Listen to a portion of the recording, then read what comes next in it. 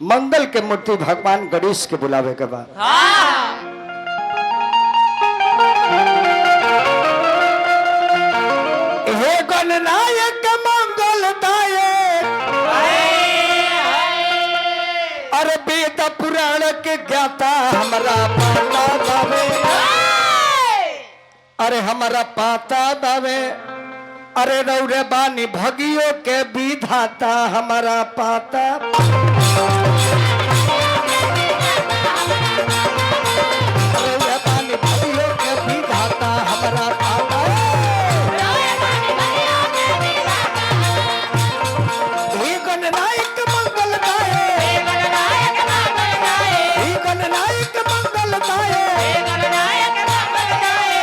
अरे वेद पुराण की ज्ञाता हमारा पाता बड़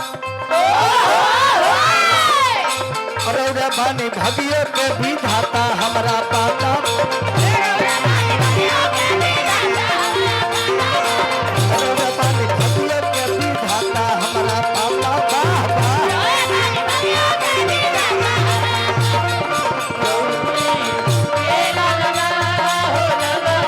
गौरी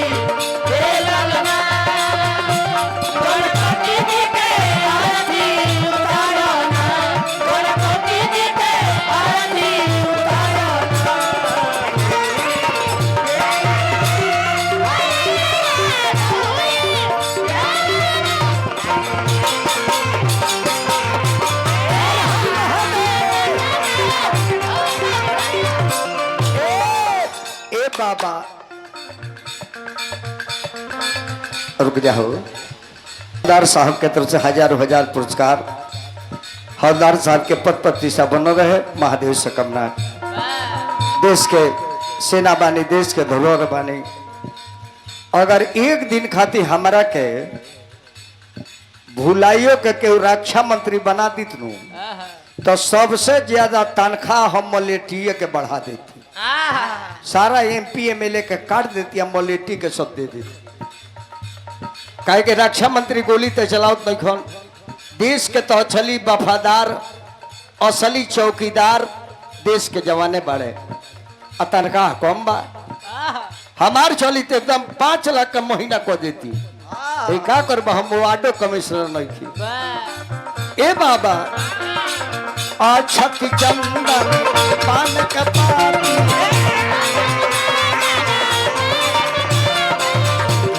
के बाती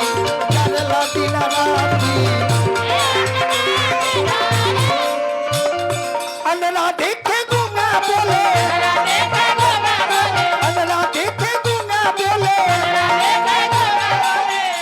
अरे एगो लगल फनती खाता सबके पाता बावे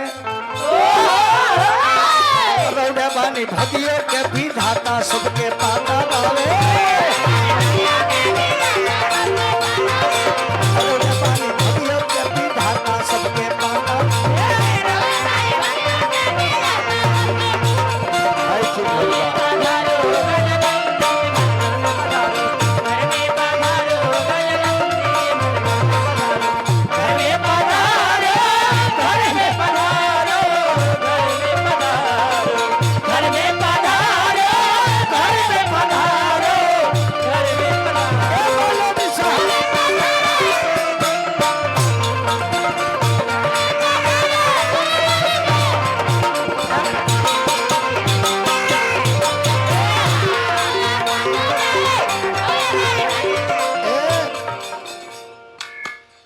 भेजी तो ऑपरेटर रघुआ जी मोहरी ले फिर हमार देखिए है सिटी ना हाँ हाँ बिल्कुल बिल्कुल थैंक यू सो मच ए बाबा माता गौरा पार्वती पिता महादेवा लड्डुआ के भोग लागे संतिका सेवा कहे विजेंद्र सभा के अंदर अरे भाग के खोली खाता हमारा पाता बावे अरे रौरे बानी भगियो के विधाता हमारा